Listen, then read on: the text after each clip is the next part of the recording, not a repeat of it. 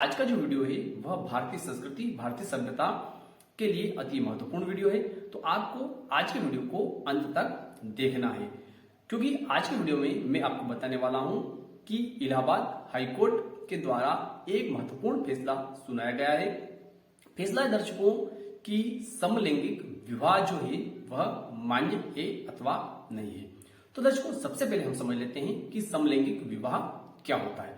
दर्शकों, समलैंगिक विवाह जो होता है वह जब दो महिलाओं के द्वारा आपस में विवाह कर लिया जाता है तो उसे समलैंगिक विवाह कहा जाता है, या दो पुरुषों के द्वारा जब विवाह कर लिया जाता है तो उसे समलैंगिक विवाह कहा जाता है, या ट्रांसजेंडर अर्थात थर्ड जेंडर जो रहता है जिसको कि हम हिजड़ा भी कहते हैं, उसके द्वारा जब विवाह कर लिया जाता है तो उसे भी समलैंगिक विवाह कहा जाता है।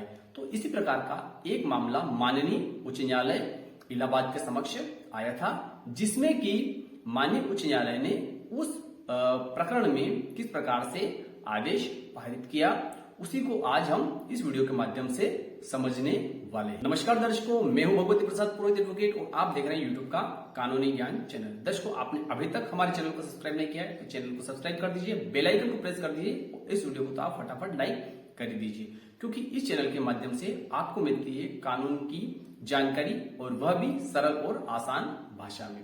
तो दर्शकों, आइए आज की वीडियो को हम शुरू कर लेते हैं। तो देखिए दर्शकों, मैं मामले को आपको संक्षिप्त में पहले बता देता हूं, उसके बाद में मैं माननीय न्यायालय का आदेश जो है वह भी पूरा आपको पढ़कर सुनाऊंगा और आपके साथ में उसको डिस्कस करूंगा। तो दर्शकों, मामला जो था वह कुछ इस प्रकार से था कि दो महिलाओं ने आपस में समलैंगिक विवाह कर लिया था, ऐसा उन दोनों महिलाओं का कहना था। अब ऐसे में क्या हुआ कि उन दोनों महिलाओं में से एक महिला की माता ने माननीय उच्च न्यायालय के समक्ष एक याचिका, बंदी प्रतीक्षीकरण की याचिका प्रस्तुत की और दूसरी महिला पर आरोप लगाया कि उस दूसरी महिला के द्वारा उस महिला की पुत्री को जो है अवैध रूप से अपने पास रख रखा है, तो उसकी सुपुर्दगी जो है उस महिला अर्थात उसकी माता को दी जाए। अब इसी में माननीय जो है उच्च न्यायालय के द्वारा किस प्रकार से उस प्रकरण का निपटारा किया गया, अर्थात उसमें किस प्रकार से जो है आदेश पारित किया गया, उसको इसी वीडियो के माध्यम से हम समझने वाले हैं। तो आइए वीडियो को शुरू कर लेते हैं। अब देखिए दर्शकों, यह याचिका जो प्रस्तुत हुई है यह याचिका है सिविल प्रकीर्ण बंदी प्रतीक्षीकरण याचिका संख्या 126 वर्ष 2022। दर्शकों, माननीय उच्च न्यायालय इलाहाबाद खंडपीठ के द्वारा जो याचिका का डिसीजन है वही डिसीजन मैं आपको इस वीडियो के माध्यम से बता रहा हूँ। इसमें याचिका करता है कुमारी नेहा चंद्रा द्वारा मां अंजू देवी विरुद्ध राज्य उत्तर प्रदेश एवं अन्य। अब देखिए दर्शकों, इसमें माननीय शेखर कुमार यादव न्यायमूर्ति महोदय के द्वारा जो है इसमें आदेश पारित किया गया है। अब देखिए हम जान लेते हैं कि याचिका क्या है। तो देखिए याचिका में आया है, यह बंदी प्रतीक्षीकरण याचिका भारतीय संविधान के अनुच्छेद 226 के अंतर्गत याची की ओर से इस आशय से योजित की गई है, मतलब प्रस्तुत की गई है कि विपक्षी संख्या 4 को आदेशित किया जाए कि याची कुमारी नेहा चंद्रा जो कि विपक्षी संख्या 4 की अभिरक्षा में अवैधानिक रूप से निरुद्ध है, उसे इस न्यायालय के समक्ष प्रस्तुत किया जाए और उसे उसकी माता की अभिरक्षा में सुपुर्द किया जाए। अब देखिए विपक्षी क्रमांक 4 जो है वह कौन है, जो कि नेहा चंद्रा जो है वह याचिकाकर्ता की पुत्री है और विपक्षी क्रमांक 4 जो है उसकी अभिरक्षा में है। मतलब कि नेहा चंद्रा और विपक्षी क्रमांक 4 जो है इन दोनों ने समलैंगिक संबंध के आधार पर एक साथ रहना बताया है आगे इस याचिका में। तो देखिए अब हम आगे पढ़ते हैं। याचिका के तथ्य इस प्रकार है कि याची ने कुमारी नेहा चंद्रा की मां श्रीमती अंजू देवी ने एक प्रार्थना पत्र विपक्षी संख्या 3 थाना अध्यक्ष अतरसुहिया जिला प्रयाग के समक्ष इस आशय का प्रस्तुत किया कि विपक्षी संख्या 4 संजना ने उसकी पुत्री कुमारी नेहा चंद्रा को जबरदस्ती अपने कब्जे में अवैधानिक रूप से निरुद्ध कर रखा है। तो यहाँ तक दर्शकों आपको बात समझ में आ गई होगी कि जो विपक्षी क्रमांक 4 जो है संजना, उसने कुमारी नेहा को अपने पास अवैधानिक तरीके से रख रखा था। इस तरह का जो है आरोप याचिकाकर्ता के द्वारा लगाया गया था, रखा है, जिसे उसकी सुपुर्दगी में दिया जाए, परंतु इस संबंध में स्थानीय पुलिस द्वारा कोई कार्रवाई नहीं की गई। यह भी कथन किया गया कि कुमारी नेहा चंद्रा का स्वास्थ्य ठीक नहीं है एवं वह वयस्क है जिसकी आयु 21 वर्ष से अधिक है और वह स्नातक है। ठीक है, यह तो बात आ जाती है याचिका के अंदर कि क्या बातें उसमें लिखी गई थी, ये संक्षिप्त बातें हैं। अब देखिए आगे जो है याचिकाकर्ता के विद्वान अधिवक्ता जो है उनके द्वारा न्यायालय को क्या बातें बताई गई। तो देखिए याचिका के विद्वान अधिवक्ता की बहस सुनने के पश्चात इस न्यायालय के आदेश दिनांक 6/4/2022 के द्वारा विद्वान अपर शासकीय अधिवक्ता को निर्देशित किया गया कि वह याची कुमारी नेहा चंद्रा एवं विपक्षी संख्या 4 कुमारी संजना को दिनांक 7/4/2022 को न्यायालय के समक्ष प्रस्तुत करे। अब देखिए विद्वान अपर शासकीय अधिवक्ता, विद्वान अपर शासकीय अधिवक्ता का मतलब होता है कि सरकार की तरफ से जो व्यक्ति वहां पर उपस्थित होता है अधिवक्ता के रूप में, उसे अपर शासकीय अधिवक्ता कहा जाता है। तो यहाँ पर शासकीय अधिवक्ता जो है उनको निर्देशित किया गया कि जो विपक्षी है कुमारी संजना, उसको माननीय न्यायालय के समक्ष उपस्थित होने हेतु निर्देशित किया जाए और उसे यहाँ पर बुलाया जाए। अब देखिए आगे इसी आर्डर में आया है कि आदेश दिनांक 6/4/2022 के अनुपालन में याची कुमारी नेहा चंद्रा एवं विपक्षी संख्या 4 कुमारी संजना न्यायालय के समक्ष आज दिनांक 7/4/2022 को उपस्थित हुई। अब देखिए 6/4/2022 का जो आदेश था, उस आदेश के आलोक में नेहा चंद्रा और विपक्षी क्रमांक 4 कुमारी संजना माननीय उच्च न्यायालय के समक्ष उपस्थित हुए। उन्होंने न्यायालय को बताया कि वे दोनों वयस्क हैं, आपस में एक दूसरे से प्यार करते हैं तथा दोनों ने आपसी सहमति से समलैंगिक विवाह कर लिया है। उन्होंने इस संबंध में न्यायालय को एक वैवाहिक अनुबंध पत्र भी दिखाया जिसमें याची कुमारी नेहा चंद्रा व विपक्षी संख्या 2 कुमारी संजना ने अपनी आयु क्रमशः 23 व 22 वर्ष दिखाई और यह बताया कि उन्होंने आपस में समलैंगिक विवाह कर लिया है और आगे वे अपने दंपत्ति दायित्वों का निर्वहन करते रहेंगे। अब देखिए आगे क्या आया है, याची कुमारी नेहा चंद्रा व विपक्षी संख्या 4 कुमारी संजना द्वारा न्यायालय से यह अनुमति मांगी गई, मतलब उन्होंने न्यायालय के समक्ष अपने डॉक्यूमेंट अर्थात दस्तावेज प्रस्तुत किए गए और न्यायालय से उनके द्वारा अनुमति मांगी गई कि वे वयस्क हैं और मानसिक रूप से स्वस्थ हैं तथा एक दूसरे से बहुत प्यार करते हैं एवं उन्होंने आपसी सहमति से व बिना किसी डर भय के समलैंगिक विवाह कर लिया है। अतएव उनके समलैंगिक विवाह को न्यायालय द्वारा मान्यता प्रदान की जाए जिससे कि वे दोनों अपना जीवन वैधानिक रूप से समाज के समक्ष प्रस्तुत कर सके। ये सारी बातें उन्होंने माननीय उच्च न्यायालय इलाहाबाद के समक्ष रखी। साथ ही साथ यह भी कहा कि माननीय सर्वोच्च न्यायालय ने नवतेज सिंह जौहर प्रति union of India 2018 volume 10 SC page number 1 के मामले में समलैंगिक रिश्तों को अपराध नहीं माना है। उन्होंने इस न्याय दृष्टांत जो कि माननीय सर्वोच्च न्यायालय के द्वारा पारित किया गया था, इसका भी उन्होंने इसमें जिक्र किया कि उसमें जो है समलैंगिक रिश्तों को अपराध नहीं माना था। इसका हवाला देते हुए उन्होंने अपनी बात को माननीय उच्च न्यायालय इलाहाबाद के समक्ष रखी। आगे उन्होंने कहा और 2 वयस्क व्यक्तियों को आपसी सहमति के अनुसार साथ रहने में छूट प्रदान की गई है। ये सारी बातें उस जो है फैसले में जो कि सर्वोच्च न्यायालय के द्वारा पहले पारित किया गया था उसका उन्होंने हवाला दिया।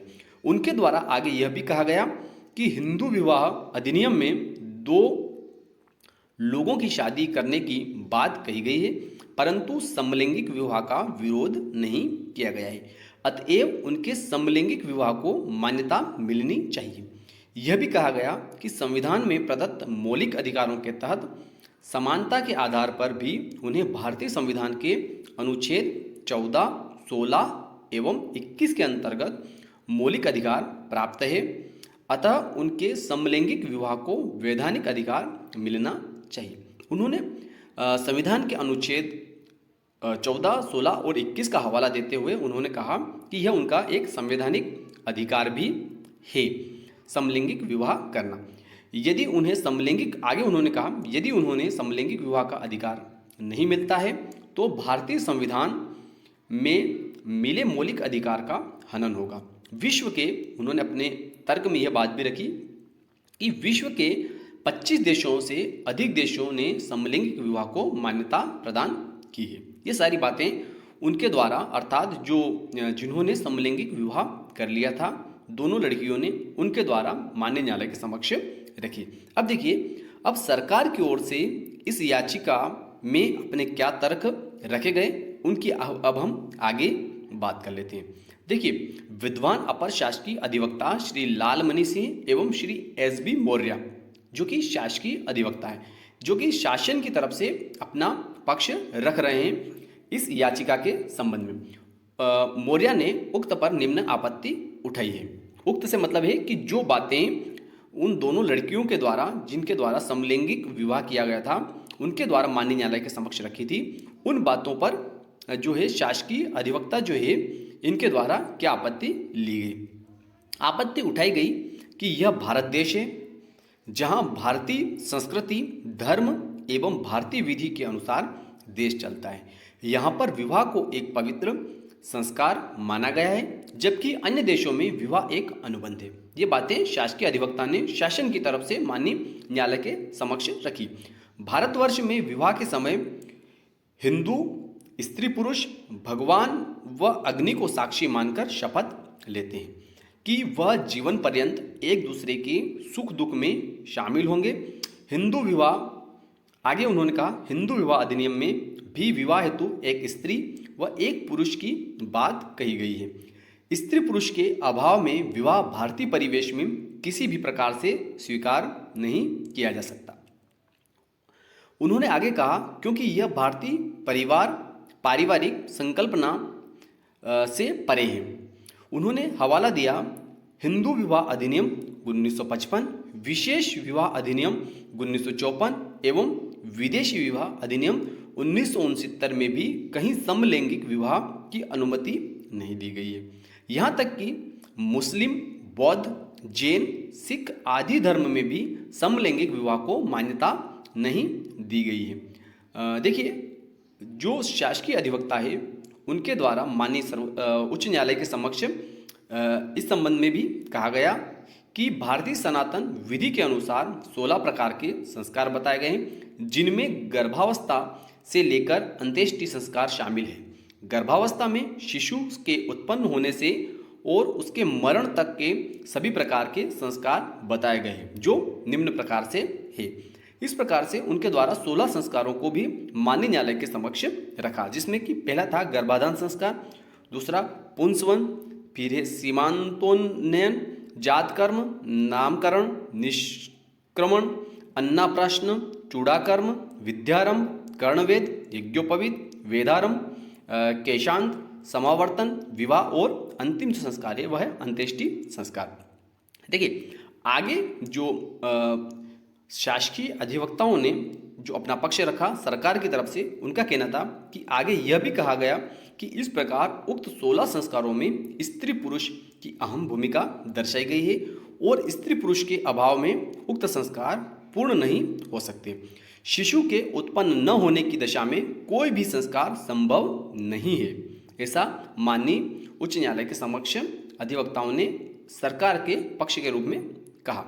इसी को ध्यान में रखते हुए अपने भारतीय संस्कृति और भारतीय विधि में विवाह के लिए एक जैविक पति और जैविक पत्नी का होना अनिवार्य बताया गया और उनके विवाह को ही मान्यता प्रदान की गई है। अर्थात यहाँ पर यह कहा गया कि एक पुरुष होना चाहिए, विवाह तब संपन्न माना जाता है कि उसमें से एक पुरुष होना चाहिए और एक स्त्री होना चाहिए, तभी विवाह जो है वह संपन्न माना जाता है। उक्त के अभाव में समलैंगिक विवाह को मान्यता प्रदान नहीं की जा सकती, क्योंकि इसमें स्त्री पुरुष का अभाव है।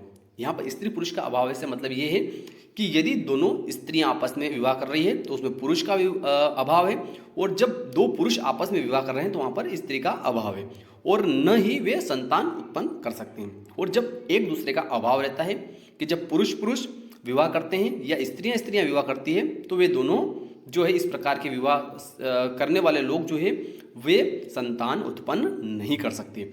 हिंदू विधि में विवाह को महत्वपूर्ण माना गया है, जिसके अंतर्गत स्त्री और पुरुष दोनों एक साथ रहकर संतान उत्पन्न करके मानव श्रृंखला को आगे बढ़ाते हैं। ऐसा माननीय उच्च न्यायालय के समक्ष जो है सरकार की तरफ से पक्ष रखा गया। आगे यह भी कहा गया कि याची कुमारी नेहा चंद्रा तथा विपक्षी संख्या 4 कुमारी संजना की याचना, जिसमें उन्होंने अपने समलैंगिक विवाह को मान्यता प्रदान करने का अनुरोध किया है, यदि उसे स्वीकार कर लिया जाए तो यह भारतीय संस्कृति, धर्म एवं भारतीय विधि के अनुसार अमान्य होगा, और ऐसा होने पर भारतवर्ष के विभिन्न कानूनों में इसका प्रतिकूल प्रभाव पड़ेगा, जिसे स्त्री एवं पुरुष को ध्यान में रखकर बनाया गया है। अर्थात यहाँ पर यह कहा गया कि भारत, जैसा कि ऊपर भी कहा गया था कि भारत में किसी भी धर्म में जो है समलैंगिक विवाह जो है उसे मान्यता प्रदान नहीं की गई है, और उसी अनुरूप जो है यहाँ पर कानून बनाए गए हैं। इसलिए जो अधिवक्ताओं ने अपना पक्ष रखा सरकार की ओर से, उसमें उन्होंने यह कहा कि यदि इनका जो इन्होंने अपनी बात जो कही है उसे यदि स्वीकार किया जाता है तो यह भारतीय संस्कृति, धर्म एवं भारतीय विधि के अनुसार अमान्य होगा, और ऐसा होने पर भारत वर्ष के विभिन्न कानूनों में इसका प्रतिकूल प्रभाव पड़ेगा, जिसे स्त्री एवं पुरुष को ध्यान में रखकर बनाया गया है। अब देखिए, अब माननीय न्यायालय के द्वारा इसमें क्या फैसला लिया गया। उपरोक्त सभी परिस्थितियों को ध्यान में रखते हुए याची कुमारी नेहा चंद्रा के समलैंगिक विवाह के अनुरोध को खारिज किया जाता है। मतलब कि जो उन्होंने नेहा चंद्रा और जो प्रतिवादी क्रमांक 4 जो थी उसके संजना के द्वारा जो अपना पक्ष रखा गया था, और जिस प्रकार से समलैंगिक विवाह को जो है मान्यता प्रदान करने का अनुरोध किया गया था, उसको माननीय जो है उच्च न्यायालय के द्वारा, माननीय उच्च न्यायालय इलाहाबाद के द्वारा खारिज कर दिया गया।